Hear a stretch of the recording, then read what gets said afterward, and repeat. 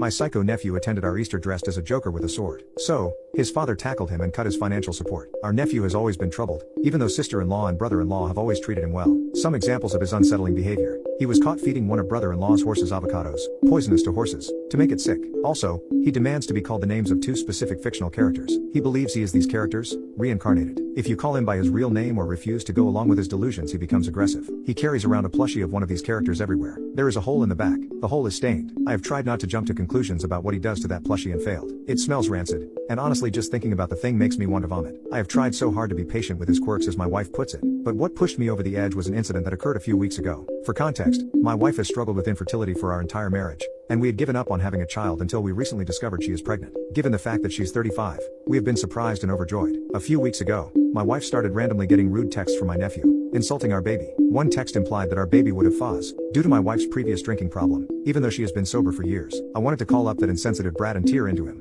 but my wife insisted we gently let him know via text that we didn't appreciate his comments. When he kept going and my wife started crying, I called sister-in-law. She was able to shut him down and get him to apologize. I have no idea what the hell got into him, but I suspect it has to do with his hatred of women. So here's the situation. Each year, my wife and I host Easter dinner for her entire family. My wife is insisting we invite her nephew so that he isn't isolated from his family, something she believes will worsen his behavior. I see her reasoning, but enough is enough. I refused. I said she is being a doormat like everyone else in the family when it comes to him, and that our manchild of a nephew can't just make her cry and get away with it with an empty apology. My wife and I had a long talk this morning in which I made it clear that I was more concerned about her and our baby's safety than anything. It was a hard talk with some tears from both of us, but she agreed that this has escalated to a point that may become dangerous, in part due to the enabling from all of us. We are going to call his mother and explain that Easter dinner isn't happening this year if the nephew is coming, and that he is welcome to come over when he has a diagnosis and has been stuck with a therapist for at least a couple of months. Update: this bizarre series of events started on Easter and has only gotten weirder since. Sister-in-law, nephew's mother, eventually admitted that he may need professional help and that his wife and I may have some reason to be worried for our safety around him.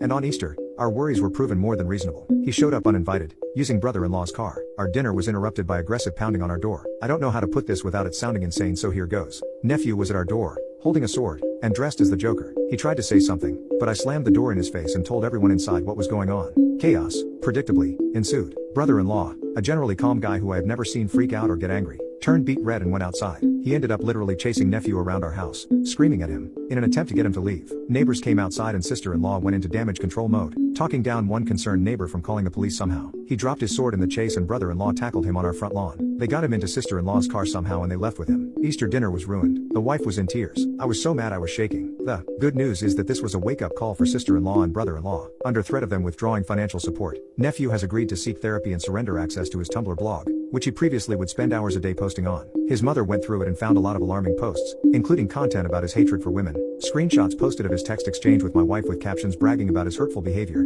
and several disturbing fanfictions with violent sexual content. They believe his being too online is worsening his behavior and are hoping that limiting his access and forcing him into therapy will help.